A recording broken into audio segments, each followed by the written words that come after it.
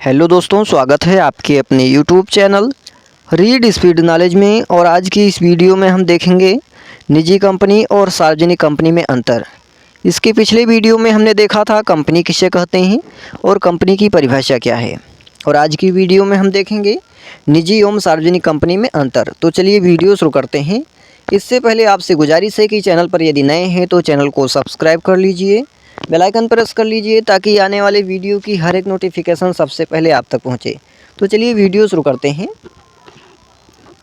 तो सार्वजनिक एवं निजी कंपनी में मुख्य अंतर इस प्रकार से है, यानी सार्वजनिक कंपनी और निजी कंपनी में मुख्य अंतर इस प्रकार से है, जिसमें से पहला अंतर है अर्थ के आधार पर।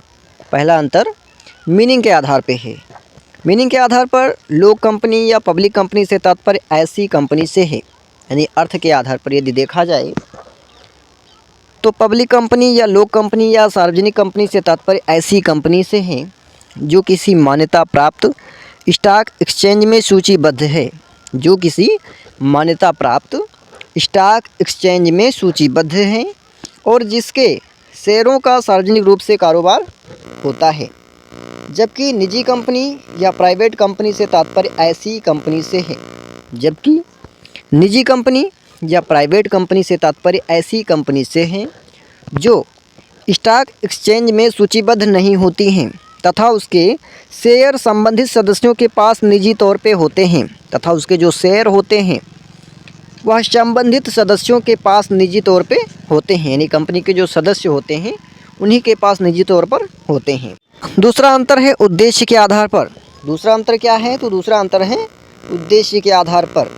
निजी कंपनियों का मुख्य उद्देश्य केवल लाभ कमाना होता है, यानी जो निजी कंपनियां होती हैं, यानी प्राइवेट कंपनियां जो होती हैं, यानी निजी व्यक्तियों के हाथों में जो कंपनियां होती हैं उसका उद्देश्य केवल लाभ कमाना होता है, प्रॉफिट लेना होता है। जबकि सार्वजनिक कंपनियों का उद्देश्य केवल लाभ कमाना ना होकर समाज के लिए कुछ योगदान करना भी होता है।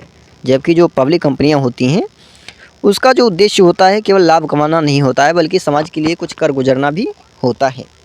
अगला अंतर है सदस्य संख्या के आधार पर। अगला अंतर क्या है? तो अगला अंतर है सदस्य संख्या के आधार पर। लोक कंपनी यानी कि पब्लिक कंपनी या सार्वजनिक कंपनी में न्यूनतम सदस्यों की संख्या 7 होनी चाहिए, यानी कम से कम 7 सदस्य मिलकर के पब्लिक कंपनी को बना सकते हैं। यानी पब्लिक कंपनी का निर्माण करने के लिए कम से कम 7 सदस्य होने चाहिए, 7 व्यक्ति होने चाहिए। और अधिकतम सदस्यों की संख्या कितनी होनी चाहिए यह अनिश्चित है, यानी निश्चित नहीं है। यानी कम से कम 7 सदस्य मिलकर के पब्लिक कंपनी का निर्माण कर सकते हैं, लेकिन अधिकतम कितने होने चाहिए यह निश्चित नहीं किया गया है, कितने भी हो सकते हैं। जबकि प्राइवेट कंपनी में सदस्यों की न्यूनतम संख्या 2 भी हो सकती है। यानी प्राइवेट कंपनी का निर्माण करने के लिए 2 व्यक्ति भी उसका सदस्य हो सकते हैं, किंतु अधिकतम सदस्य संख्या 200 से अधिक नहीं होनी चाहिए। अगला अंतर है संस्था के लेख के आधार पर। अगला अंतर क्या है? तो अगला अंतर है सदस्यता के यानी संस्था के लेख के आधार पर। लोक कंपनी चाहे तो अपने एसोसिएशन का अनुच्छेद स्वयं तैयार कर सकती है, यानी कि जो सार्वजनिक कंपनी है यानी पब्लिक कंपनी है, यदि चाहे यानी यदि उसका मन हो तो अपने एसोसिएशन का यानी अपने संस्था का, अपने कंपनी का अनुच्छेद वह स्वयं भी तैयार कर सकती है या फिर अनुसूची एफ को अपना सकती है। जबकि प्राइवेट कंपनी को अपने एसोसिएशन का लेख स्वयं तैयार करना होता है, यानी कि जो प्राइवेट कंपनी होती है यानी निजी कंपनी होती है उसको अपना लेख स्वयं तैयार करना होता है, यानी अपना अनुच्छेद स्वयं लिखना होता है। अगला अंतर है जनता के आमंत्रण के आधार पर। निजी कंपनी और सार्वजनिक कंपनी में अगला जो अंतर है वह अंतर है जनता के आमंत्रण के आधार पर। यानी जो सार्वजनिक कंपनी होती है वह अपने अंशों की बिक्री के लिए जनता को आमंत्रित कर सकती है, यानी अपने अंशों को बेचने के लिए, अपने अंशों की बिक्री के लिए जनता को आमंत्रित कर सकती है, यानी प्रस्ताव भेज सकती है, आमंत्रण दे सकती है। जबकि निजी कंपनी अपने अंशों की बिक्री के लिए जनता को आमंत्रित नहीं कर सकती है। अगला अंतर है लिमिटेड शब्द के आधार पर।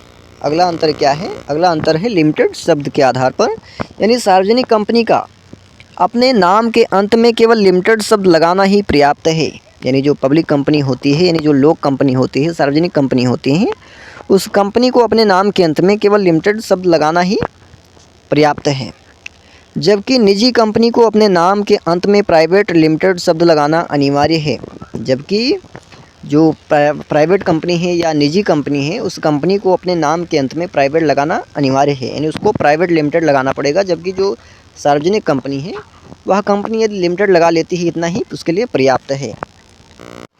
अगला अंतर है अंशों के हस्तांतरण के आधार पर।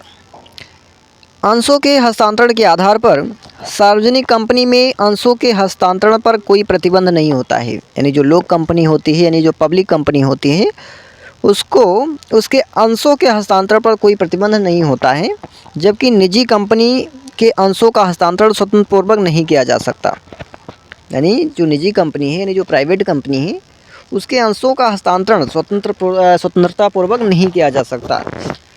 अगला अंतर है जवाबदेही के आधार पर। निजी कंपनियों को अपने शेयरधारकों के प्रति जवाबदेह होना होता है, यानी जो निजी कंपनियां होती हैं, यानी जो प्राइवेट कंपनियां होती हैं, उन कंपनियों को अपने शेयरधारकों के प्रति जवाबदेह होना होता है, नहीं होना पड़ता है। जबकि सार्वजनिक कंपनियों को, यानी जो पब्लिक कंपनियां हैं या लोक कंपनियां हैं, इन कंपनियों को अपने शेयरधारकों, कर्मचारियों, ग्राहकों, सरकार और समाज के प्रति जवाबदेह देना होता है। अगला अंतर है स्वामित्व के आधार पर। अगला अंतर क्या है? तो अगला अंतर है स्वामित्व के आधार पर। स्वामित्व के आधार पर निजी कंपनियों का जो स्वामित्व होता है सीमित संख्या में लोगों के परिवारों या निवेशकों के पास होता है। यानी निजी कंपनियों का जो स्वामित्व होता है, मालिकाना हक होता है, वह सीमित संख्या में लोगों के परिवारों के पास होता है या फिर निवेशकों के पास होता है। जबकि सार्वजनिक कंपनियों का जो स्वामित्व होता है आम जनता के पास होता है, साधारण जनता के पास होता है। अगला अंतर है नियंत्रण के आधार पर। प्राइवेट कंपनियों की तुलना में पब्लिक कंपनियों पर सरकारी नियंत्रण अधिक रहता है, यानी जो पब्लिक कंपनियां होती हैं, लोक कंपनियां होती हैं, उस पर नियंत्रण सरकार का ज़्यादा होता है, जबकि प्राइवेट कंपनियों में कम होता है। अगला है परिसमापन के आधार पर। यानी किसी भी पब्लिक कंपनी की सदस्य संख्या यदि 7 से घट जाती है, यानी कोई भी सार्वजनिक कंपनी हो या पब्लिक कंपनी हो, लोक कंपनी हो, यदि उसकी सदस्य संख्या यानी उसके सदस्यों की संख्या 7 से घट जाती है तो न्यायालय उसका परिसमापन कर सकता है। जबकि प्राइवेट कंपनी की सदस्य संख्या 2 से कम होने पर उसका परिसमापन किया जा सकता है। तो आज के लिए इतना ही, मिलते हैं किसी और वीडियो में। तब तक के लिए जानकारी पसंद आए तो ज़्यादा से ज़्यादा मित्रों में शेयर करें, लाइक करें और चैनल को सब्सक्राइब करें। साथ ही नए टॉपिक पाने के लिए कमेंट करें।